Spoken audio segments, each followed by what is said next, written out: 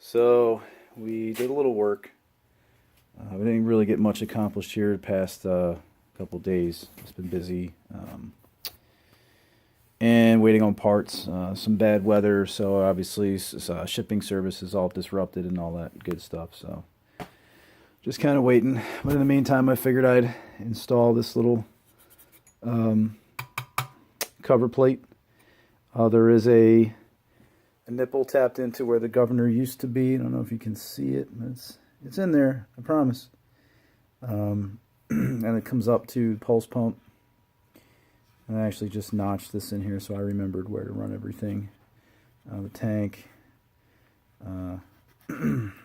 this for vacuum, and that's to the carb, which we'll probably end up replacing with a Mikuni at some point. But first order of business is getting this thing actually installed and running and all that good stuff. Just got that in there for now. And we need to figure out what we're going to do with the breather. I think we're just going to get a little mini filter and elbowed in, and that'll be good for that. This should be more than enough vacuum. I did fill this with oil, and we cranked it and got everything lubed up. I just used the drill right quick to get everything splashing around in there so that it's not all dry from sitting. So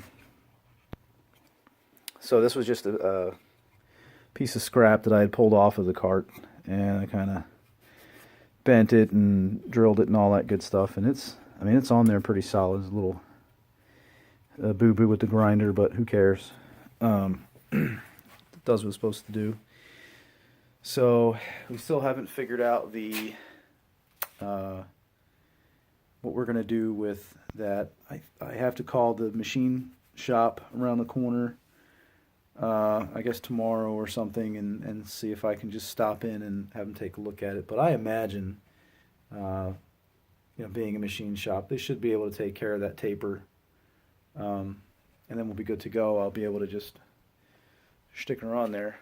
I did pull the original gas tank. It's a little beat, but should do the job. It was pretty disgusting. I did empty it out, cleaned it. This is going to have to be replaced because it's actually cracked somewhere on the inside, and that's no good. But I did remove these, clean everything out, put new Teflon tape in, and this will go to our pulse pump. And I'm thinking that I may want to vent this in some way, but I'm not sure exactly how or I don't know. Think about it. If anybody's got any ideas, I'm all ears as usual. So we'll just stick that guy back in there. And I really wish I had a garage. This would be so much easier. There's the EZGO. I just have those sitting on there. That's the Yami behind it, all covered up. We're about to get some nasty weather here, which is probably gonna put a break on getting stuff done. So I'm still waiting for the torque converter to come, as well as the go-kart trans. Once I get all that here, hopefully after this supposed snow passes, then I should be able to start throwing things together. So we'll see what happens. But you can see, I guess you can see, I did remove that back bumper. It was pretty twisted and nasty. That's actually there, just relegated to the leaf pile. So after I do whatever it is I'm going to do with the motor and all, because remember we're going to have the